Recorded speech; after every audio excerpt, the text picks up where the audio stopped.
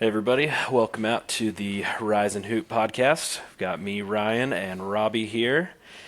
It is 11 o'clock for me here in San Antonio, and I guess 9 o'clock for you, right, Robby? Yeah, 9 in Seattle. I'm 2 hours behind you. It's a good... Oh, I just thought, Ryan, before I know sometimes we talk before it's what we're going to open with, and we didn't have any good food stories this week. No. We've kept it clean. Which My I guess couch is okay. is a good thing. Yeah, no, food didn't cook in the fridge this week.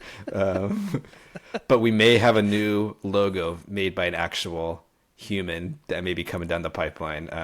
So one of our listeners graciously reached out to us on social media. Once we come to terms with the logo, we'll give this person a shout out. But I'm excited, as good as, the 5 minutes of, trying to get at something Grok AI was, may have actually a real logo made by a real human. So we're getting big time, I guess you could say. Yeah. The one, you showed me some of the ones he sent, and they're Gronk really tried, but they're like 100 times better than what Gronk made. Yeah. Yeah, I think after we get this, didn't Colin Cowherd reach out to you about joining his podcast Something network? like that. Yeah. John Rothstein was like wanting to have us like on Yeah, it's like, John, just some kind of this is March, co-talk like or something, we're like, in dude, it. we're way too busy, man. Like, Yeah, it's like, this is March. Like, what do you think we have time for? this is March, John Rothstein. Yeah, this is March. Like, no. Oh man, there was some good March stuff. Now that you mention it, what was it? Tennessee hit the buzzer beater against was it Bama. Yeah, that was so beautiful. they may be the one seed over Bama now, so that's kind of fun. Yeah, it looks like Houston. They just beat Kansas tonight. Kansas actually looked pretty good. Like, it was Houston ended up winning by 6 in Houston, but Kansas They hit a three late to make it like a 2-point game with 20 seconds left or something. Yeah, they were in it the whole way, but Houston got a couple offensive rebounds late, forced a couple turnovers, doing very Houston things. But very Houston things. Yeah, but I have to point out, like, I watched the last couple minutes of that game, but like the metrics, like looking at the box score, it was like you said, it was the most Houston box score I've ever seen. So they're at home and they shot 35%. Kansas shot Houston 35%. Yeah. Kansas 45%. So Kansas outshot Houston, but Houston had 68 attempts to Kansas's 42. Wow. Yeah. And you can chalk it up to 15 offensive rebounds and 16 steals by Houston. Yeah. So it's just, like you said, it's just the way they play is... Yeah. It's like you don't even have to be that good offensively because you're just going to get a lot of rebounds. They get the ball at the hoop, away. and if it goes in, like, they've actually been a really good three-point shooting team this year, so which is why they've been offenses better than normal, because usually they just get it up on the glass, and then their bigs are so good they get offensive glass, so they're making more shots, and when they miss them, they get the offensive rebounds. So they're gonna be tough. Like, I don't know if they have really any NBA guys, but they're just such a good team. Like, I really like Kelvin Sampson a lot. I think he's a really good coach. It'd be awesome if Houston won a national title after BYU, of course. Yeah, of course. We but could put them second. Or maybe after North Dakota State, Yeah, North Dakota State. Like, hopefully they make the tournament so we could enlighten our viewers on the craziness that North Dakota State is. So they're all 3-point shooting, no defense if they get in the tournament. But that's going to be our ride or die potentially. They're a 4 seed in the Summit League, so it's not it's not a walk in the park for them, but they're on our radar. Yeah, or the Sun Belt League winner, which you mentioned a couple episodes ago. Which the WCC bracket is crazy, but the Sun Belt bracket makes the WCC bracket look like child's play. It's like WCC bracket's like, whoa, triple bye, but isn't it like a quintuple bye for like the top seeds? Literally, the top 2 seeds they only play 2 games out of 7. So I guess they get a quintuple bye. Quintuple bye.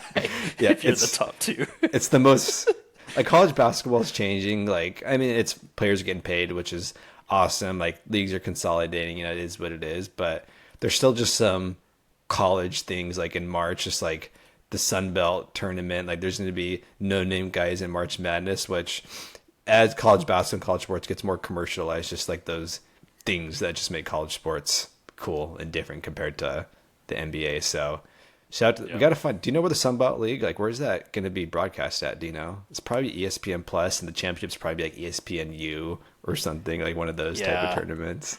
Definitely the first 6 rounds of that will definitely be, or 5 rounds of that will definitely be ESPN Plus if they're Yeah. lucky. That might not even make the cut for Yeah. ESPN Plus. We need to find a way to watch the first game of the Sun Belt tournament, because how awesome would it be if that team won like 7 games? Can you imagine playing 7 games in a row? Like that 7 games in a row, 7 days in a row. Yeah, 7 days in a row. Like it's not like just boom, boom, boom. No. Oh, I hope that That's too happens. Yeah. We'll definitely keep an eye. I feel like they usually get the semis and championships of most every single conference. For sure, Yeah, the like- championships yeah. all make it to like the main. ESPN 2 or U at least.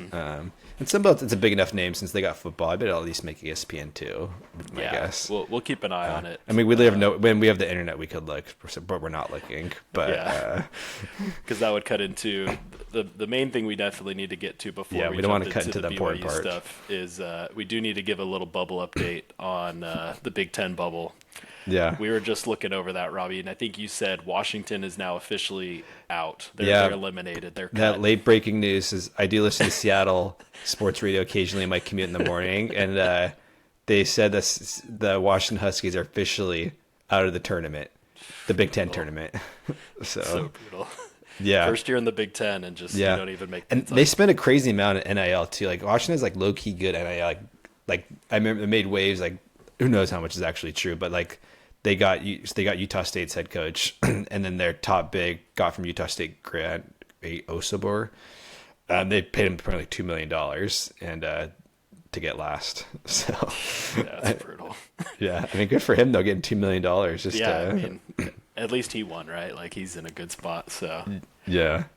that's But I guess that's like Washington's like perennial like good players and just not good, right? Yeah, I like mean, they had like Markel as of- Fultz, who was like a #1 pick, like was it like 7 years ago. That Washington team was terrible, and they've had Seattle produces a lot of really good NBA players. Yeah, Well, they've had the saddest thing for UW. So Paulo Banchero, who plays for the Magic, he grew up in Seattle. Like he literally has like a Seattle skyline tattoo on his arm.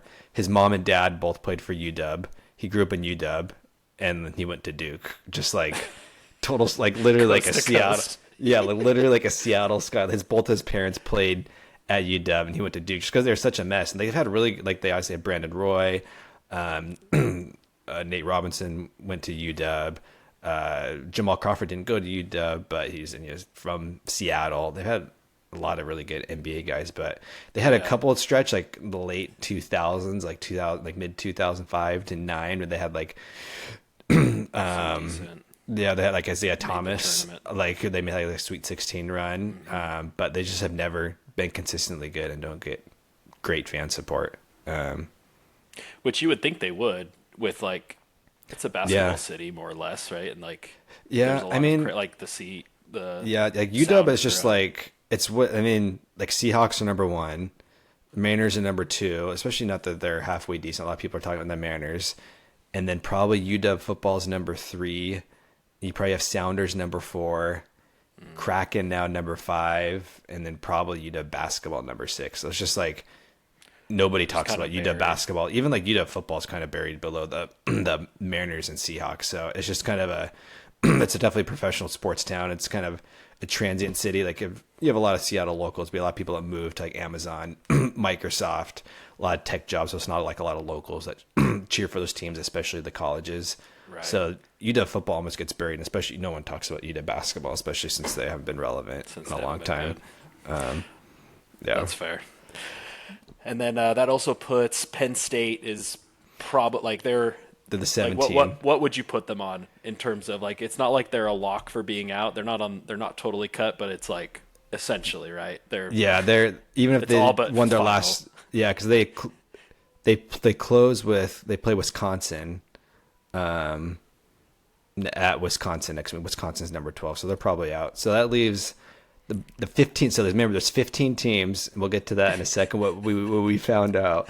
So USC and Iowa are on that 15-16 line, and you found out, Ryan. You were doing simulations, right? I did. So I found out that USC holds the tiebreaker over Iowa. The tiebreaker that comes into effect there, if it's just the two of them, is a head-to-head. And Okay. USC beat Iowa. So yeah, Oof. Iowa's Hawkeyes got an fans uphill have to be our fuming. Hawkeyes, our offensive we juggernaut. both picked them to lose, and they Hawkeyes. lost to Northwestern. Yeah, we both weren't riding with them at all. Yeah, Hawkeye's tough. They play Michigan State, who's ranked number 8, and then they play at Nebraska. So it's looking like USC might squeak in as the last team in. They'd have to lose essentially. Either Iowa has to win both and USC split, or USC loses both and then Iowa splits. Yeah. So it's like we'll keep an eye on it. We'll update next week for sure. Yeah. I'd love to see USC sit out, and I'd love to get our Hawkeyes in there if at all Yeah. possible. Yeah. Come on, Hawkeyes. And just to make it in there. And we looked after last week's episode because we're like, okay, there's got to be a reason that it's 15-team tournament. Literally no reason. Like all the top articles in Google were like, this makes no sense. Like they're all asking the same question. Why? Like why? I still think Greg Sankey's somehow involved. It's got to be. There's got to be something. There's some back. So, it makes no sense. But that's the 15-team tournament. Those are the things we love about college basketball, like you were saying. Just the Yeah. fact that the Big Ten, like one of the biggest conferences in college sports, not just like college sports, was like, no, 15 teams. Like we actually want to keep out potentially a USC or a Penn State from this tournament. We'd rather them not come to the tournament. Yeah. Like 16 Like, team, makes perfect bracket. No, let's do 15. Like Let's do 15. Imagine you're just like a diehard, I don't know, like Washington Huskies basketball, and you're like, first year in the Big Ten, like guys, like it's like him and a couple of his buddies, like, hey, let's go to the Big Ten. Let's go to Indian. I think it's in Indianapolis. Like, hey, let's go tickets there. We're gonna go. Like school. we're not gonna be that good, but like we'll make it. Like, or they don't even like just say they didn't even know it's a 15-team tournament. They're just like, let's just go. Like that'll be fun. Like we'll watch our team lose, and then we'll be there for the rest of the games. Yeah. And then like as the season's coming down to the edge, they're like, wait a minute, there's only 15 teams that can make it. I know. I really hope there's like someone there in like a UW shirt, and then like the camera just pans on them. Like That'd I want be beautiful. We need to chat. We need to find some like. We need to have them on the next. Yeah, we need to have that person on the podcast. podcast. Yeah.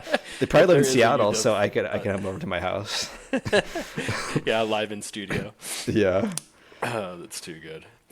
Well, we can jump into the real meat and potatoes now with I was going to say, speaking of our Iowa Hawkeyes, BYU was putting on something of an Iowa football performance against West Virginia.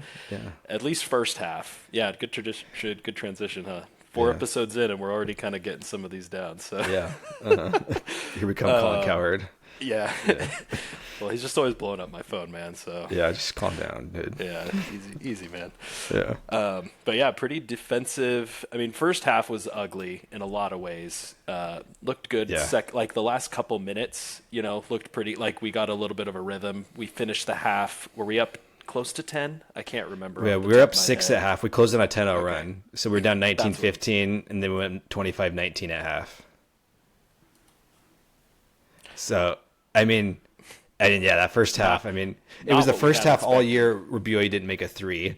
It's just it's funny because coming into the game, there's like that tweet that went around. I can't remember who did it, so sorry, I can't credit the person. But that BYU was the first team this century, the last 25 years, to have a 3-game stretch with 3 games of 90 consecutive points, 12 plus made threes, and like I can't remember, like a certain amount of like less than 12 turnovers, something like that. BYU did that, so their offense was humming. And then credit to West Virginia. I mean, this is how they want to play. They play the game really ugly. They play at the slowest tempo in the Big 12. Like coming into it and 17 Big 12 games before that, no team in Big 12 play had scored more than 75 points on West Virginia. One, because of the slow tempo they play, but they do play really good defense. Like their offense, they just are lacking weapons. They have Javon Small, but they have outside of him, but they have really no one consistent to speak of, no one that really scares you. So they make it physical, they muck it up, they slow it down. They do really good at that. And that's exactly what they did at BYU. Their strategy was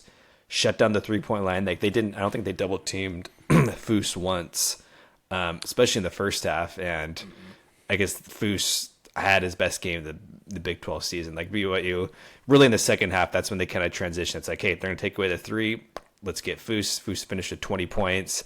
And then things started to open up. BYU was in again transition. But it was like, it was nice that BYU is able to win this way, because if BYU is going to advance in the NCAA tournament, like these are the types of games that BYU is going to win. Because honestly, this was a lot like the Duquesne game last year that BYU lost. Like Duquesne, this is exactly how Duquesne plays. Like Duquesne, very limited offensively. They got two good little guards that could kind of create their own shot, and they slow it down and muck it up. That's what West Virginia is. They got Javon Small, really good guard, and they slow it down and muck it up. BYU, Jackson Robinson had a really good game last year in the tournament, but BYU, once their fastball was taken away, their fastball last year was their 3-point shot.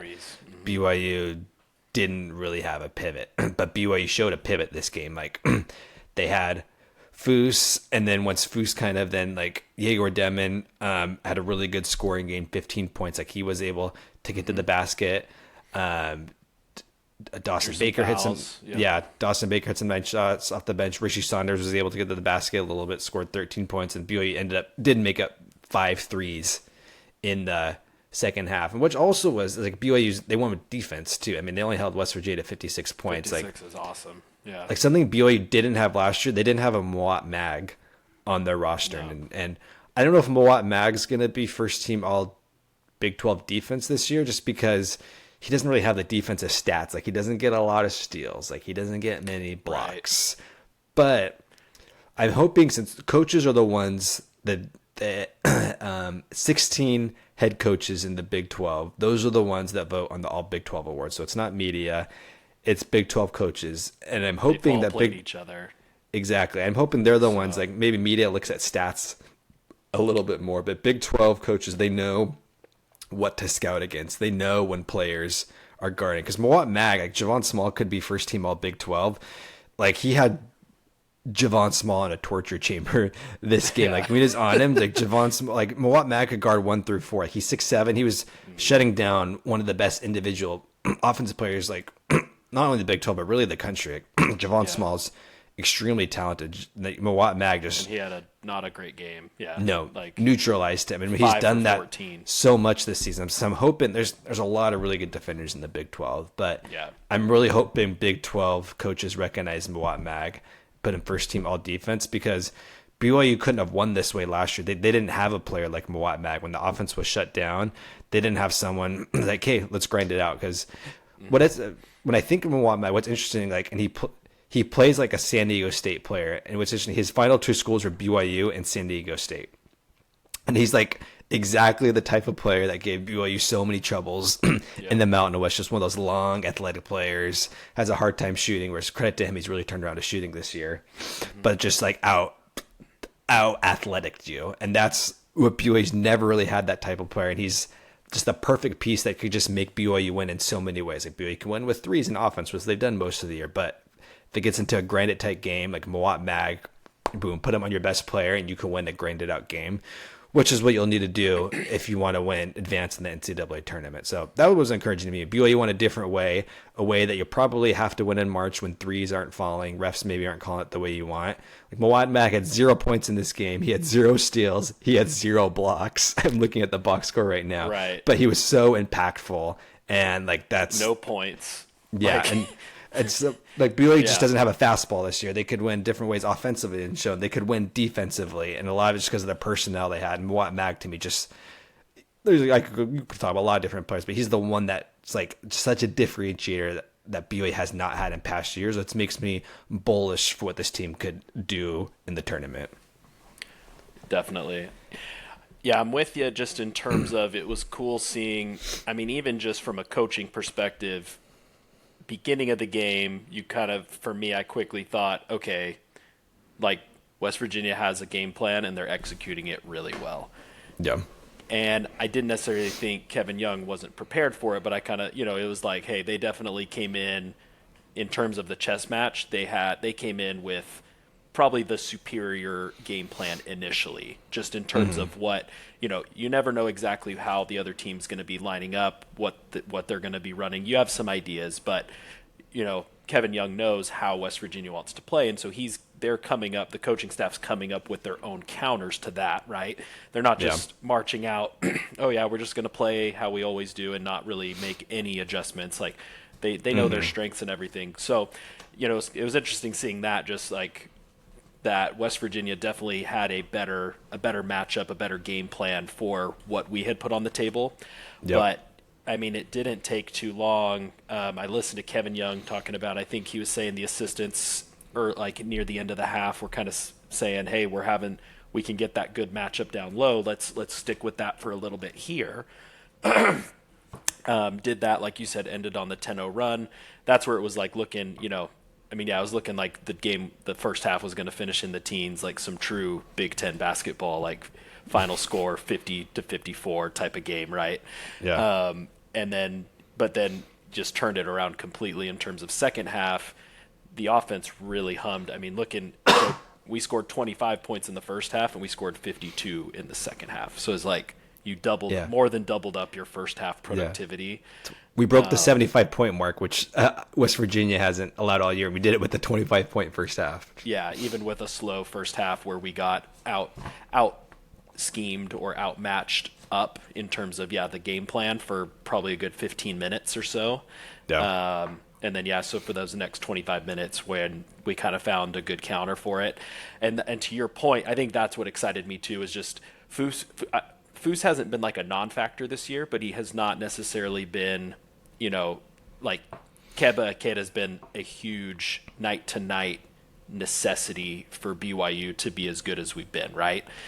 Yeah. Foose has had some good nights and he's had some good opportunity. Like he's had some moments where he's came in and he's played really well, but he hasn't necessarily been like the difference maker in some of these, especially like this last stretch of wins. It hasn't really been him that's like, he was the difference maker, whereas last year he was a lot of times. Like he got a lot of usage last year. He hasn't had as much usage this year. Yeah.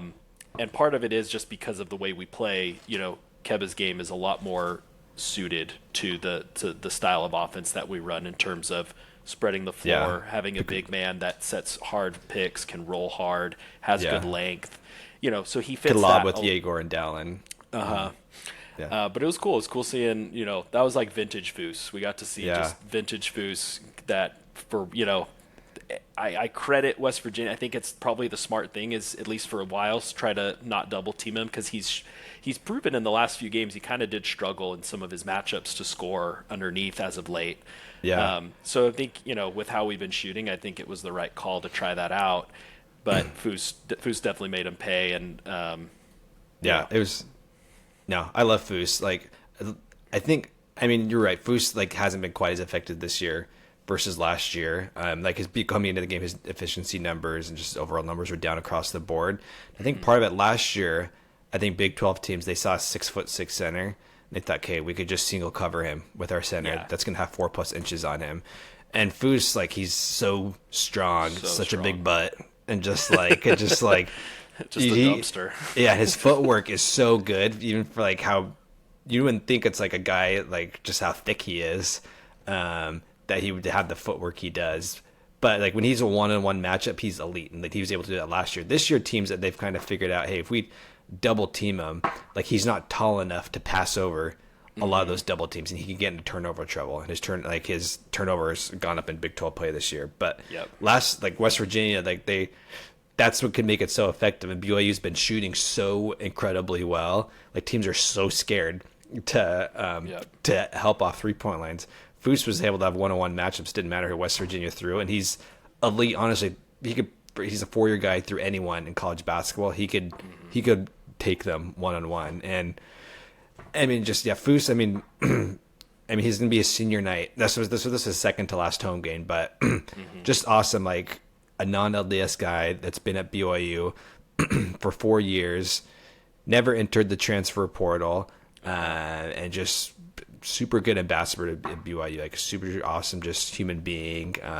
Just really excited for Foose. He's not going to be an NBA guy, obviously, but just a guy I think we'll remember. I'm hoping that we remember for a long time, especially if Kevin Young stays. BYU will have a lot of NBA guys that will draw a lot of fan excitement, but it honestly could be the end of an era for a while to get players like Foose that came in. He contributed as a freshman, large part because of injuries, like Gavin Baxter, Richard Harward got injured that year, and just has been good his whole career. He was all WCC his sophomore year. Last year he had a good year. There's probably going to be fewer of those guys that contribute immediately day one as freshmen and stay for 4 years. Like, I Play think there'd be meaningful minutes for 4 years straight. yeah, exactly. I think there'd be guys like Elijah Crawford. You hope he sticks around for a few years. Like, didn't get many minutes this year, but he starts to develop towards later in his career.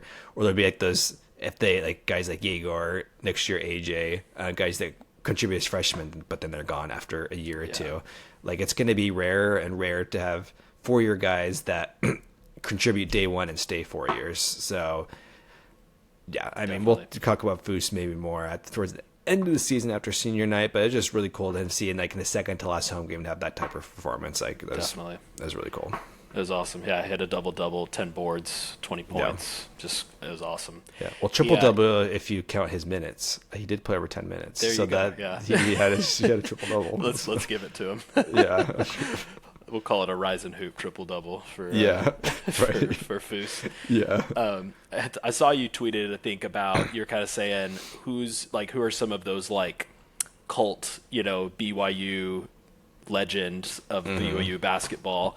And I mean, kind of as you talked about that, I thought Foose is one of those guys, like in 10 years, if I look back, like you'll go like, oh man, like he was a legend. Just because, especially even as we were talking before we started recording, but just like the iconic March Madness, college basketball player.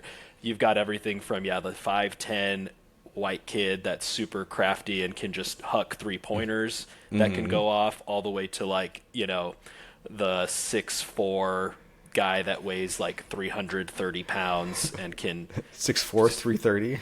Or like, I don't who was I'm thinking of the NC State player from last year. Oh yeah, DJ Burns. Yeah, Burns. Like just huge, like tall, but not like tall. And Foose kind of fits that idea though of like he's undersized for his position, super strong, great footwork, and like you would think, oh yeah, if you put someone who's 4 or 5 inches taller, 6'11" on him, just dominate. Yeah, he's not going to do anything. And then he can totally outmaneuver and out. His lower body and footwork are just so good. So good.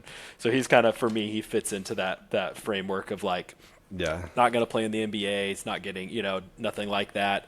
Even this year, maybe not like maybe the senior year he had hoped to have necessarily. But when you look at his, even just a performance last night, you go, man, he's been a fun player to have and a special player for BYU, and not just in terms of basketball, but like you mentioned, all the other things just about him and staying true, loyal the whole time he's here. It was cool to see that last night, and it's cool to see. Like I was kind of laughing because you can either say, okay, well, what do you want? What's better? Is it a 21-point win, low scoring, defensive focused? Versus, we've been putting up these big 90 burgers in all these games, winning by, we beat Arizona State by 10, right? Something like 91-81. Mm-hmm. Yeah, so it's like, better margin here. It was a little ugly first half, but it was cool seeing like it's the most comfortable win we've had since the Kansas game, I guess, right? So West Virginia, like they're kind of struggling a little, but they'll probably be a 10 or 11 seed, which. If BYU is somewhere between the 6 or 8 line, like that's the type of team. I mean, it could be different stylistically, but that's the kind of type of team BYU would play first round. So BYU could play a high-faced team, which they've shown they could beat. They could show they could beat a grinded-out team with a really good guard in West Virginia. So I mean, that was encouraging to me. BYU won in a different way, like when the fastball's taken away the 3-ball. BYU was able to win it different ways offensively, and then defensively too, they really locked down. Like BYU didn't need their offense in order to make their defense good. Like their defense was standalone good. Yeah. And again, I kind of said it, but like credit to Kevin Young and the staff too for not just forcing like, no, we've been shooting the 3-ball well. Like our tempo's been amazing. Like they didn't just say, hey, this is work. Like they didn't force the issue, right?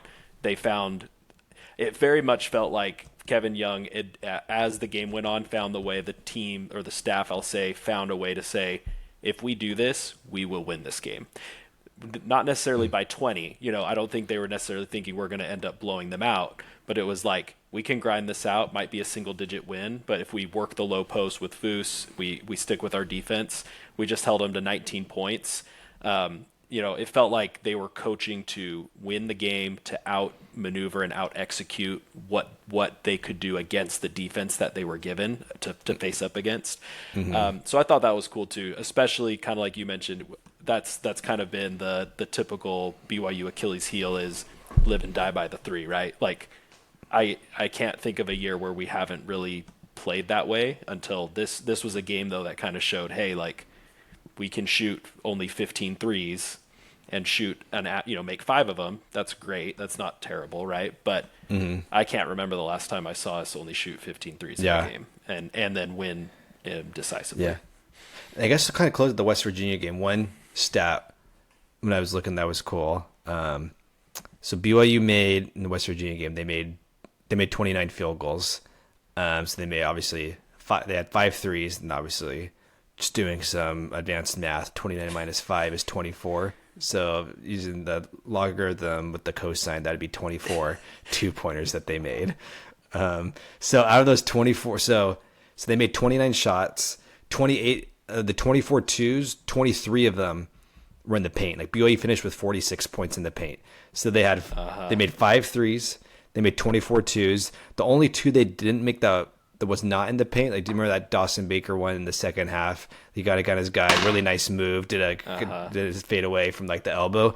That was the only shot that wasn't a 3 or in the paint. So like BYU is extremely NBA analytical game. Like maybe the NBA wouldn't have as many post ups like Foose did, but like they were shooting threes in the paint, which are the best types of shots you can make. So they're playing exactly how the BYU would have liked to shot more threes, but just like the idea when it wasn't working, BYU didn't take tough twos, and they only shot 15 threes that game. So it's not like they were just like settling for bad threes or taking tough twos.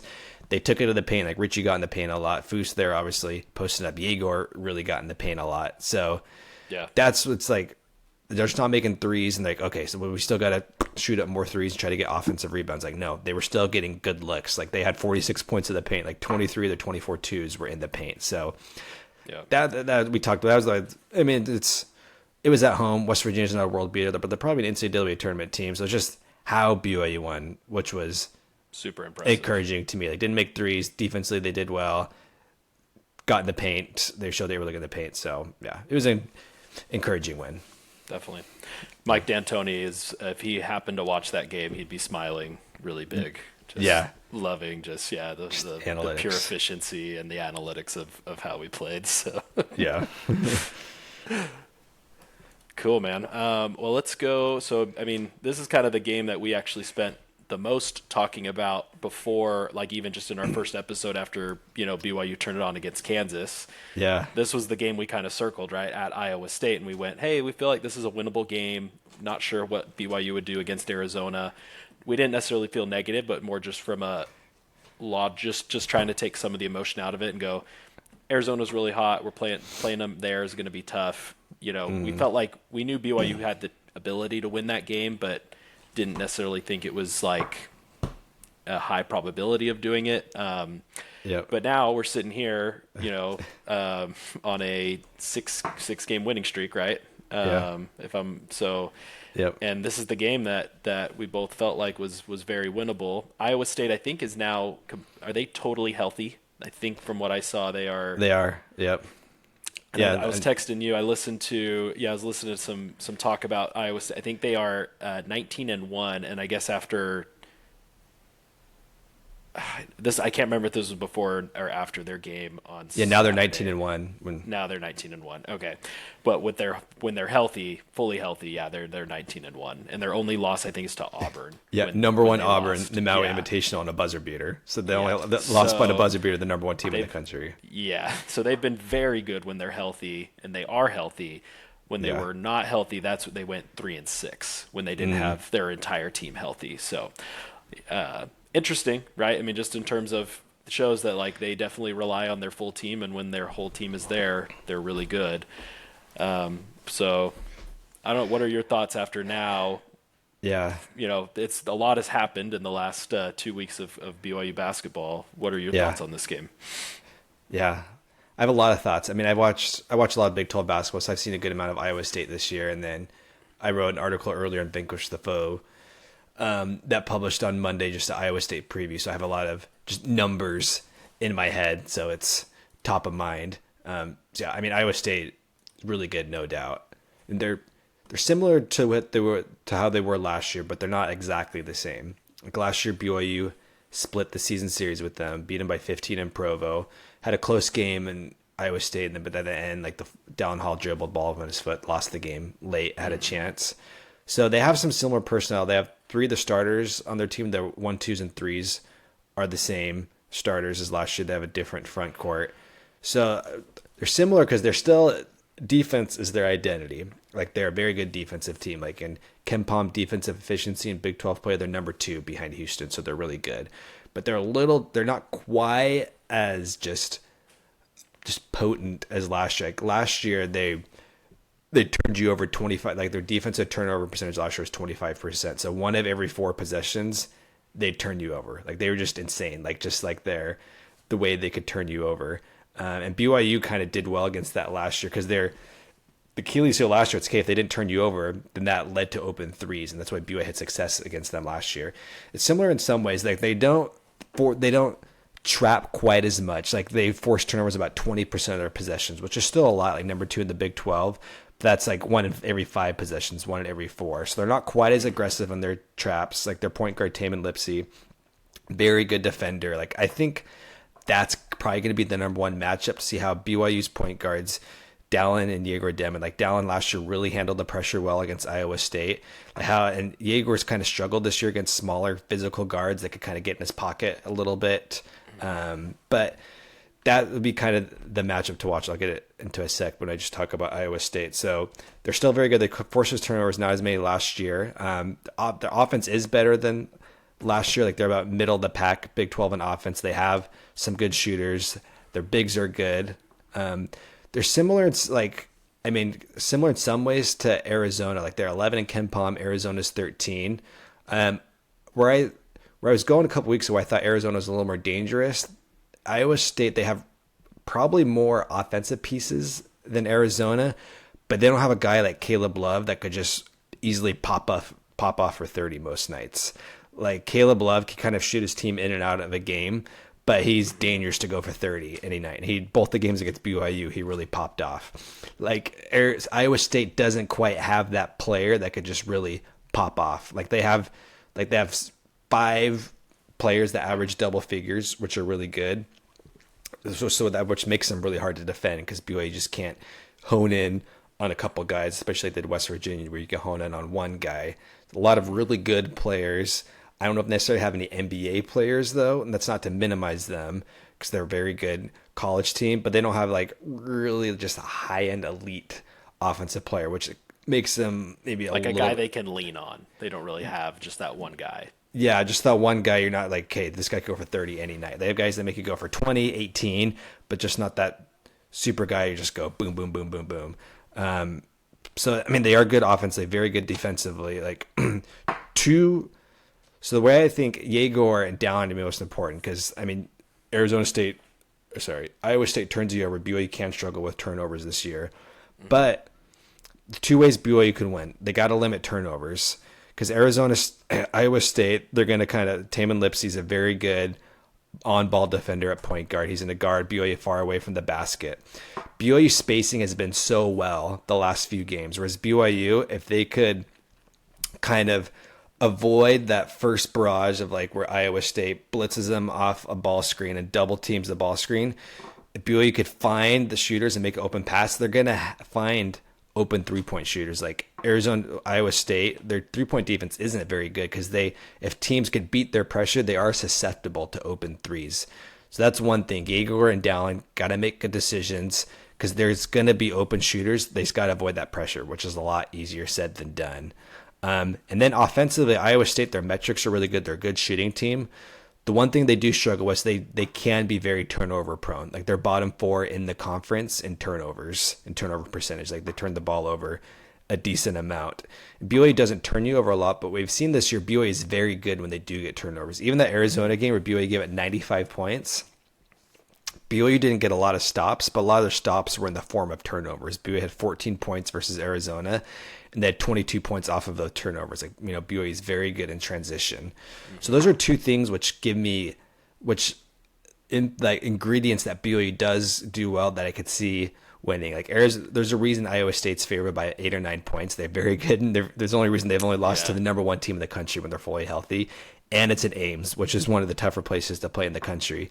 But BYU shooting, which Arizona State can be susceptible to giving up 3-pointers, so BYU can, it's a lot easier said than done, avoid turnovers because BYU spacing is so good and they have so many good shooters. If they could just avoid the turnovers, like on that first double team off ball screens, they can find open shooters. And then defensively, if they could kind of turn Iowa State over a little bit, which they are susceptible to, BYU could win. So those are the ingredients to winning. It's kind of turnovers on both sides, which you could say that comes to any game, but that's just kind of how Iowa State plays.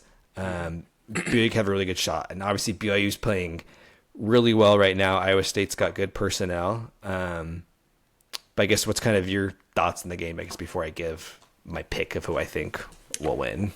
Yeah, I was kind of curious. You touched on how we split last year. Yeah, I mean, last year it was a close. We were in rank 20. They were ranked 6. So it's, 23 and 10 are the rank, right? BYU 23, Iowa State 10. So similar feel just in terms of, we weren't quite in that elite, top 10, but Iowa State again is just in that top 10, very good team. So I kind of thought, it was like, it's cool. Just we're kind of right back here all over again. And we hung with them last year, and I don't feel like there's any reason to not be able to hang with them this year, especially after seeing, I think it gives me confidence how we responded in the Arizona game, in a hostile environment. We hadn't really played. I mean, I guess Houston. I mean, obviously Houston, hostile environment, great team. We looked terrible in that game, and we were still early though, right? You don't take a whole lot of stock in that, but I mean, in terms of just like actual tough places to play that I would be like, I guess at Texas Tech, at Iowa State, at Kansas, at Arizona. Those are like maybe just some of the ones that come to mind immediately in terms of difficult places to play in the Big 12. So like, this is really our third difficult arena and team that we're going to. And just seeing how we played against Arizona gives me confidence kind of just in that regard. Like, I don't feel like maybe younger guys like Yegor is going to be as phased at this point, like, been through a couple things. So from that perspective, I feel good about it. It was cool to see Richie came off the bench last year and dropped 20 on Iowa State, which I did not remember him doing that. And I didn't even remember him having that many games where he, kind of popped off. So maybe even there at the end of the season, we were getting a little taste of what was cooking for him coming into this season. So, I mean, I'm torn. I think, I mean, if I saw the line is Iowa State's favored 8.5, like you mentioned, I would definitely, I think BYU will cover that. I feel confident in that, but I'm tempted to pick Iowa State just because I picked Arizona and then we won, and it's good old reverse psychology. I'm kind of like, I don't know, I don't want to rock the boat or put any bad juju out there from that side. And it's just hard to keep winning. We're on a heater and we've been playing well. I don't think we'll lose because we're not playing well. If we were to lose, I feel like it will be similar to the Arizona game, and it'll be a really good game. My gut does. I think Iowa State will win at this point, just because of how everything's shaken out and because they are now fully healthy. They had 2 losses just 2 games ago, I think it was. They lost Iowa. And this is when they still had some injuries. At Houston, which is understandable, and then they lost at Oklahoma State, which was not as expected. But they put on a total clinic against Arizona. Watching that too did kind of like, I felt like maybe they kind of have a little bit of something to prove or kind of a chip on their shoulder after those back-to-back losses. Obviously I would love BYU to win, and I know they can. My gut is just telling me I think Iowa State will get this one tomorrow, but I do think it'll be a single-digit game, and I think BYU will cover. That's my guess. That's my take right now. Yeah, I think I agree. One thing that kind of gives me pause, which I was thinking about. So I mentioned kind of some of the reasons how BYU could win with turnovers, they avoid turnovers, and then Iowa State's susceptible to turnovers. Like looking at Iowa State's week last week, and they played very well against Arizona. They were fully healthy. They won 84-67. That game was never really in doubt. But one thing is interesting because the game before they lost at Oklahoma State. They lost 74-68. They really struggled. It was on the road. They weren't fully healthy, but they were missing one player, Keyshawn Gilbert, who's very good. He's their second leading scorer. He's their starting shooting guard. He could give a lot of problems. He's really good getting to the rim. One of the best players in the Big 12, probably attacking the basket. But they didn't beat Arizona because of him. Like, I was looking at Arizona. He was 2 of 8. He had 6 points. He had 7 turnovers. Like, it's not like all of a sudden it's like, oh, Keyshawn Gilbert came back. That's the reason they won. Which kind of suggests, like, if he would have had a similar game, even if they had him for Oklahoma State, maybe they would have won because maybe they would have changed Oklahoma State's game plan. Maybe he would have played better. But if you would have taken that Keyshawn Gilbert performance, which he had in Arizona, and if he was healthy, if they were fully healthy and he had that exact same performance at Oklahoma State, that wouldn't have been the difference of why they won. So it kind of shows, hey, even when they're fully healthy, it's like they could still have lapses. Because he was hurt for a couple weeks. He had I think a calf strain. So maybe it's just that that was his first game back against Arizona. He wasn't 100%. So now that he's got a few more days to get healthy, he kind of got back in the swing of things playing basketball. Maybe he's kind of back to his old self against BYU. But that's one thing that kind of gives me, hey, it's like, hey, what if they had an Oklahoma State stinker? Even if they had Keyshawn Gilbert, they might not have won. The second thing, I mean, that game, it was Arizona shot horribly from the three-point line. They were 4 of 22. And if BYU has that performance, they have no prayer. Like, they're not going to win at Iowa State. You can't make 5 threes like you did versus West Virginia and expect to win this game. So there's that. And maybe Iowa State defends BYU really well from the three-point line. But then Iowa State, they had one of their best three-point shooting performances of the season. They shot 11-21 from 3, made over 50% of their threes. So how much of those things is that replicable? Like, are they going to make 7 more threes than BYU? Are they going to hold BYU? They held Arizona 18% shooting from threes, and they shot 52% from 3. Like, maybe that happens again. It's a tough place to play, but they also had 16 turnovers versus Arizona. So those turnovers, that they've shown that's kind of a theme for them. Like, if BYU could turn over 15 plus times, that bodes well for BYU. If Keyshawn Gilbert kind of isn't quite 100%, it's like, hey, maybe they go back to Oklahoma State performance. And then, like, can they hold BYU to 422 shooting like they did Arizona? I think that's tough. Can they make 11 for 21 threes like they did versus Arizona? I think that's tough. So again, that's a glass half full kind of view. But there are some things to suggest that it's not like BYU's playing like an unbeatable team. Like, it's a team that's shown a few cracks. Like, it's hard to say they've shown cracks when they just blew the doors off Arizona, but how much of these things are replicable to BYU? So there are ways I could talk myself into BYU winning. I know we said a few weeks ago, like, predicted BYU would be 4-1 with Arizona win, Iowa State win. Maybe it's me being scared, but I'm going to flip that. Like, I think I predicted in the Vanquish article BYU loses 85-82. And there's a lot of reasons why I could think BYU could win. But I think Iowa State, like, they have just enough pieces. Like, BYU's defensive philosophy is largely pack the paint and pick on 1 or 2 guys to force to beat you. And Iowa State, like, again, like I said, they don't have that Caleb Love player that I feel like that could just go off. All 5 of their players in their starting lineup are competent. Like, the fours and fives can't really shoot threes really well, but they got guys that could shoot. They got guys to get to the buckets. So it's like, hey, who does BYU kind of pick to beat them? And there's not a lot of that. BYU's just got to be sound defensively. So I think Iowa State, they're good enough offensively. I could just see there could be just those few key moments where they find an open shooter on a breakdown from BYU's defense. Maybe they force a couple key turnovers on Jaeger and Dallin when the crowd maybe gets into their head a little bit. If this was on a neutral floor, I think I would pick BYU. Obviously, it was in Provo. I think I'd pick BYU. But because it's in Ames, I think I'll side with Iowa State. But I mentioned a lot of reasons. There are things that BYU could do, which I could see which go to BYU's favor, which I explained. But I'll go with Iowa State for some of those reasons that I mentioned. Yeah, I mean, even looking at the team stats on the year, BYU averaging 81 points a game, Iowa State 80.2. So it's like another thing where like Iowa State little... does play fast. They're the top 5 in the Big 12 tempo. So I mean, this could be a really high scoring game. Like if it gets up to the 90s, I think that bodes in BYU's favors because I think BYU just got more 3-point snipers, and I think if it's just a back and forth game, BYU's got a few more offensive weapons to do in a back and forth game. But I think Iowa State's better defensively, which is why I give them the nod and Ames. And they're at home. Yeah, the defense and at home is what it is for me.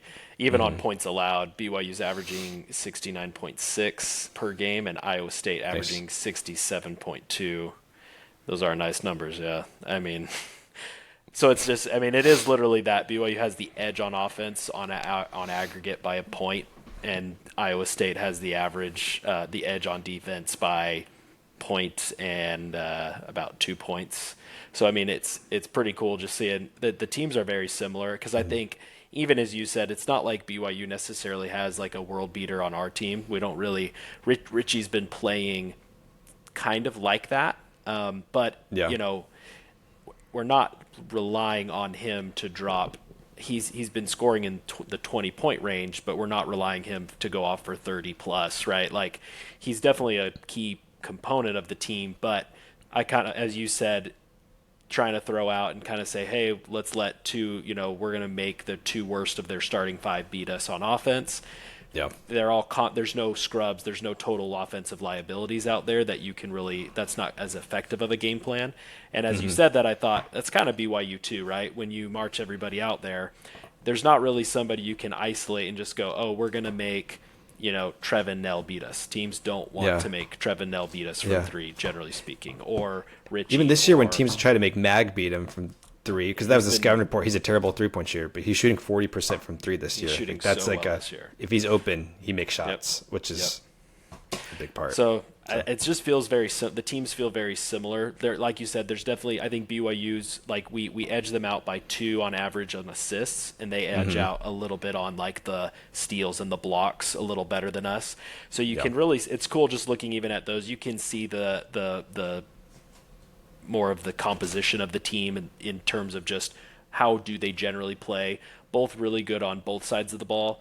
Iowa State just relies a little bit more on the defensive side of things, a little bit scrappier. BYU relies a little bit more on ball movement, really good offense. But it's not like either. It's not like Iowa State has a bad offense or BYU has bad defense. Like the teams are very similar. You can just kind of see the DNA of those teams. BYU's always been more offensive, and I don't think that will ever change.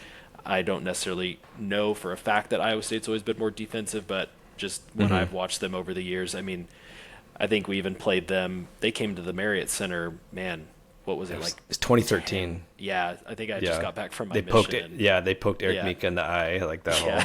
They flipped off the student section. We lost that in overtime? Was that an overtime? It wasn't overtime, but it was a close game. We lost late, I remember. Yeah. So, they've been around a little bit, but it'll be a fun game. And if nothing else, the way I view it, keeping the big picture in terms of like, what do we really want in terms of progressing in March, and even, I mean, I'm even thinking, can we make it to the Big 12 championship game? It's very possible, right? And so I'm more excited, I think, just to get to go play a little bit more of a defensive focused team on the road. This is a great test and a great experience for the team to go through before you go to start play neutral site games for the conference tournament and for March Madness, right? So I think it's just a good time. I'm glad that we're not ending the season playing, not that West Virginia tournament team, right? Like they're quality team, but it's really good to get to play another, like we got to play Arizona, now we're getting to play another really elite team away. And those are just the things that we don't have to win, I think, for it to be a positive building block on the season is kind of where I come from on that. I think the team, you win if the team plays competitively and keeps it close, and it's a single digit game, or it's a 1 or 2 possession game with a couple minutes left.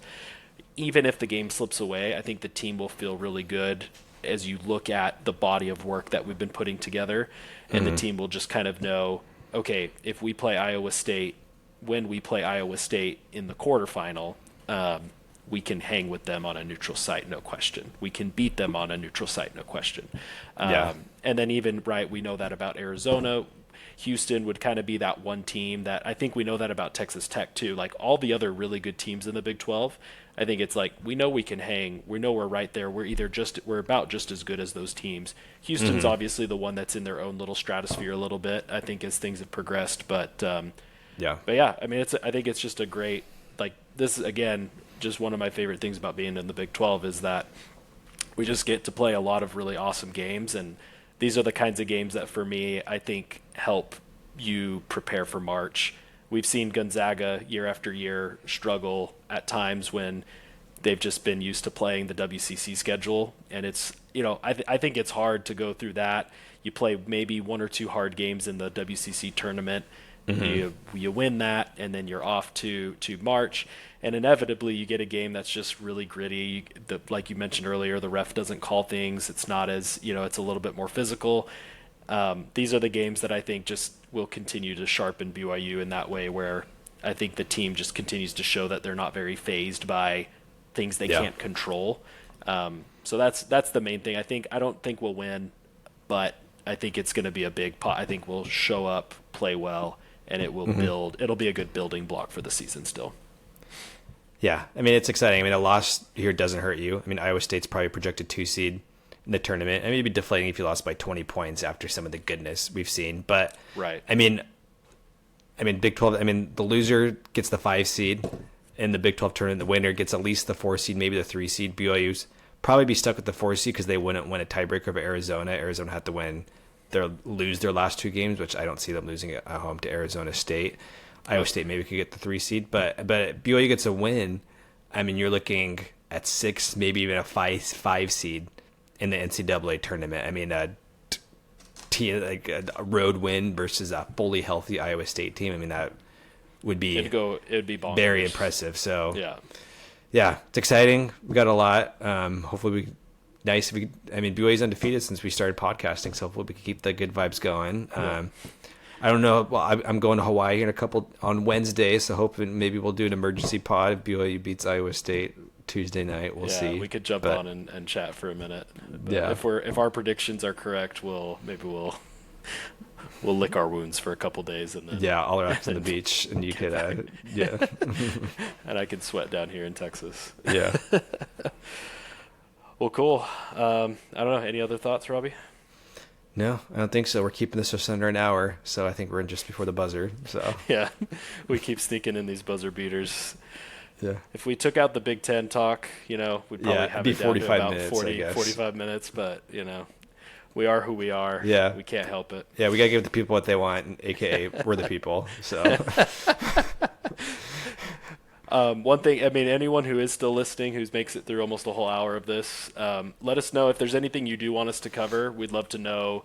We'll always be predominantly BYU basketball, but especially as March comes up, me and Robbie are like complete sickos for March Madness, and like we talked earlier, we're already like picking out, hey, here are potential winners of one bid leagues that we would love to see in the tournament. So. Yeah. We'll probably talk a little bit about some of the conference tournaments and some of March Madness, but if there's stuff specifically that you think would be interesting for us to talk about, let us know. But yeah, we're excited for where BYU's heading, and we do hope that we beat Iowa State. We're not we'll be rooting for BYU, but yeah, that's just our pick on that.